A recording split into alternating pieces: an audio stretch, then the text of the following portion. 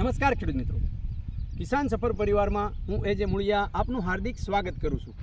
ખેડૂત મિત્રો, ખેડૂત સુખી તો બધા સુખી આ વાત લઈ આપણે દર વખતે ખેડૂત મિત્રોને મળીએ છીએ અને ખેતીની જે છે એ કંઈક ને કંઈક નવી માહિતી એ મિત્રો મેળવીએ છીએ।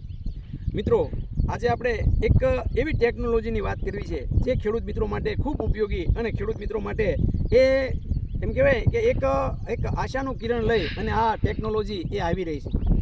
હવે આ ટેકનોલોજી એટલે મિત્રો ઈપીએન ટેકનોલોજી। આ ઈપીએન ટેકનોલોજી એ ભારત સરકારના વૈજ્ઞાનિકો દ્વારા આઈસીઆર દ્વારા જે Indian council agriculture research centre દ્વારા આ વૈજ્ઞાનિકો દ્વારા એ તૈયાર કરવામાં આવેલી આ ટેકનોલોજી છે। મિત્રો, આ ટેકનોલોજી દ્વારા એ ખેતીના જે છે એ લગભગ જે આપણે જે જંતુનાશક દવાઓ પાછળ જે ખર્ચો થાય છે એનો 70% દવાનો ખર્ચો એ મિત્રો આ એક ટેકનોલોજી દ્વારા એ મિત્રો આપણે બચાવી શકશું। હવે આ ઈપીએન છે હું ઈપીએન એટલે એન્ટોમોપેથોજેનિક નેમેટોડ, જે નુકસાન કરતી જીવાતોને મારવા માટે જે જીવડા જે આપણને ઉપયોગી થાય છે એ એટલે આ એન્ટોમોપેથોજેનિક નેમેટોડ એટલે કે ટૂંકમાં જે નેમેટોડ એટલે કે કૃમિ એટલે કરમિયા। જેવી રીતે મિત્ર ફૂગ, જેવી રીતે આપણે ટાઇકોડર્મા ફૂગ નાખીએ છીએ, જેવી રીતે આપણા મિત્ર બેક્ટેરિયાઓ જે બેવરિયા બાસિયા નાખીએ છીએ, એવી જ રીતની આ મિત્ર ફૂગ એટલે મિત્ર કૃમિ એટલે આ આપણું ઈપીએન। મિત્રો, આ ઈપીએનની અંદર જે છે એ આપણે જો વાત કરીએ તો ઈપીએનમાં જે સ્ટર્નર નેમા અને હેટ્રોરેબિટ્સ નામના એ આપણા મિત્ર બે કૃમિ છે અને આ કૃમિ જે છે એ જે નુકસાન કરતી જીવાતો, જે 150 કરતાં પણ જે વધારે નુકસાન કરતી જે જીવાત છે એ જીવાતોને એ પોતાના તરફ જે છે આકર્ષે છે। જમીનની અંદર આપવાથી જમીનની અંદર જે છે એ ભેજ જે છે 25 થી 30% જેવો ભેજ હોય ત્યારે જમીનની અંદર આપી દેવાથી એ જીવાત જે છે પોતાના તરફ જે ગંધ છોડે છે અને એના કારણે જે એના રંધ્રો જે છે જીવાતના આંખ, કાન, નાક, ગુદા એના શરીરના રંધ્રો દ્વારા એ શરીરમાં પ્રવેશી જાય છે અને ત્યારબાદ જે છે એનો જે હોશ તરીકે ઉપયોગ કરે છે અને એને એ ખાઈ જાય છે। એને જે છે જ્યાં સુધી મારે નહીં ત્યાં સુધી એને મૂકે નહીં, આ પદ્ધતિથી એ કામ કરે છે। અને જમીનની અંદર જે છે એ હાલના સમયગાળા અંદર કહેવાય કે મુંડા, મગફળીની અંદર મુંડા અને કપાસની અંદર આવતી ગુલાબી ઈયળ, કોઈ પણ જીવાત હોય એની એક પેઢી જે છે એ જમીનની અંદર હોય। આ જમીનની અંદર એક પેઢી હોય તો એ પેઢીને જ જે છે એ ખતમ કરવાનું કામ આ ઈપીએન કરે। એક પેકેટ 1 કિલોગ્રામનું પેકેટ આપણે કિસાન શક્તિના નામે જે બજારમાં મળે છે એ જો લઈએ તો એની અંદર 25 થી 55 લાખ કરતાં પણ વધારે કૃમિ હોય। હવે 1 એકરમાં એનો ડોઝ છે અને એ આપીએ તો જમીનની અંદર જે કાંઈ સૂક્ષ્મ જીવાણુઓ જે નુકસાન કરતી જીવાત છે એ જીવાતોને એ ગોતીને મારશે। આ પદ્ધતિથી એ કામ કરે। ત્યારે હાલના સમયગાળાની અંદર જો આપણે ગણવામાં આવે તો કે હાલના સમયગાળાની અંદર જે મગફળીના પાકની અંદર મુંડાનો જે છે એ ખૂબ મોટા પ્રમાણમાં એટેક જોવા મળે છે। હાલના સમયગાળાની અંદર આપણે આમ જોઈએ તો કે દરેક વાડીના શેઢા ઉપર જે છે આપણા જે લીમડા છે, બોરડી છે, હરગવો છે, આ બધાના પાંદડાઓ જે છે ખવાઈ ગયા છે। એ ખવાઈ ગયા પાછળનું કારણ શું તો કે એના જે મુંડાના મા બાપ છે એ આવ્યા છે અને એમણે જે છે એનું કામ પતાવી દીધું, એટલે કે એને ખાય અને એણે જે છે આપણા પાકની અંદર એ ઈંડા મૂકી દીધા છે।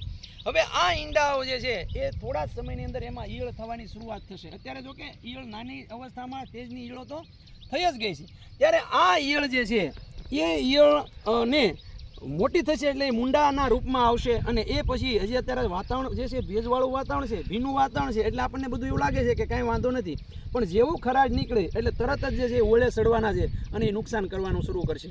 તો મિત્રો, આ મુંડાને જે છે જો નાથવા હોય તો એના માટે સર્વશ્રેષ્ઠ જો કોઈ વિકલ્પ હોય તો આ ઈપીએન છે।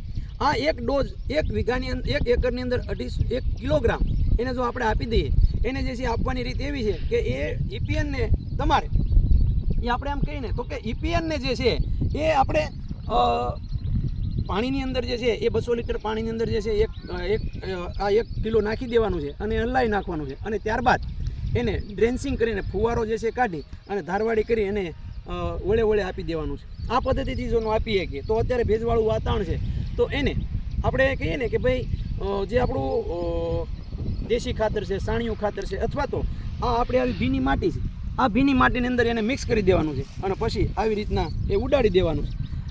આ 1 એકરમાં આને આપી દઈએ એટલે આપણે જે છે એ નિશ્ચિંત થઈ જશું। જમીનની અંદર થતા મુંડા છે, એના કોશેટા છે, એના મુંડા છે, ઈયળ છે, આ બધાને જે છે અસર કરશે। એવી રીતે કપાસના પાકની અંદર ગુલાબી ઈયળ જે છે એ ન આવે। કપાસમાં ગુલાબી ઈયળ આવે ક્યાંથી? કોઈ પણ જીવાત હોય, થ્રિપ્સ હોય, મોલોમસી હોય, એના ડીમ્સ પણ જમીનમાં જ મુકાતા હોય તો એને મારવા માટે એ મિત્રો આ પદ્ધતિ આપણા માટે ખૂબ ઉપયોગી છે। તો આનો પદ્ધતિનો ઉપયોગ કરતાં પહેલાં મિત્રો 4-5 દિવસ પહેલાં નહીં ખાતર નાખવાનું અને 4-5 દિવસ પછી કોઈ ખાતર નાખવાનું નથી. આ એનો એક વાપરવાની રીત છે. તો આ મિત્રો તમે આ ટેકનોલોજીનો ઉપયોગ કરી અને આનો ઉપયોગ જો તમે કરો તો તમારા ખેતરની અંદર મુંડા છે, ગુલાબી ઈયળ છે, કોઈ પણ સુસિયા જીવાતો એને આપણે આરામથી જે છે એ નાથી શકશું ને લાંબા ગાળાનું એક વખત EPN આપી દીધા પછી મહિના દિવસ સુધી કોઈ પણ પ્રકારની દવાઓની લગભગ જે છે જરૂરિયાત રહેતી નથી. અને કદાચ જરૂરિયાત પડે તો એ 100માંથી 70% જે છે આપણે નિયંત્રણ મળે છે. 30% જેવામાં આપણે દવાનો છંટકાવ કરો એટલે કે ટૂંકમાં 5 છંટકાવ કરતા હોય તો એમાં જે છે એ 3 છંટકાવ આપણા બચી જાય, 2 છંટકાવ કરવાની જરૂરિયાત રહેશે. તો આ પદ્ધતિ આપણા માટે અત્યારે ખૂબ ઉપયોગી છે. તો મિત્રો તમે આ ટેકનોલોજીનો ઉપયોગ કરી અને તમારા ખેતરને તમે સારામાં સારી રીતે એ પાકની અંદર સારામાં સારી રીતે પાકને બસાવી શકશો. તો મિત્રો આજ બસ એટલું જ. આ EPN ટેકનોલોજીનો વિડીયો તમને સારો લાગે તો આપણા બીજા ખેડૂતો સુધી પહોંચાડવાનો પ્રયત્ન કરજો, જેથી કરીને આપણા ખેડૂત મિત્રો જે છે એ આ EPN કિસાન શક્તિ જે છે એ મેળવી શકે. આપણો હેલ્પલાઇન નંબર છે કિસાન સફરનો 78 78 26 12 30. બીજો નંબર છે 63 558 48 716. આ નંબર પર મિત્રો ફોન કરી ગુજરાતના કયા ખૂણે કેવી રીતની તમને આ મળી જશે એનું તમને ચોક્કસ જે છે એમાં તમને માહિતી મળી જશે. મિત્રો તમને વિડીયો સારો લાગે, કિસાન સફરની ચેનલ જોતા હોય, તમે જેને સબસ્ક્રાઇબ ન કરી હોય તો એને સબસ્ક્રાઇબ કરી લો, જેથી કરીને આપણી સાથે જે 4.5 લાખ ખેડૂતો જોડાયેલા છે એમાં આના એક તમે પણ બની શકો. ખેડૂત મિત્રો આજે બસ એટલું જ. ખેડૂત સુખી તો બધા સુખી.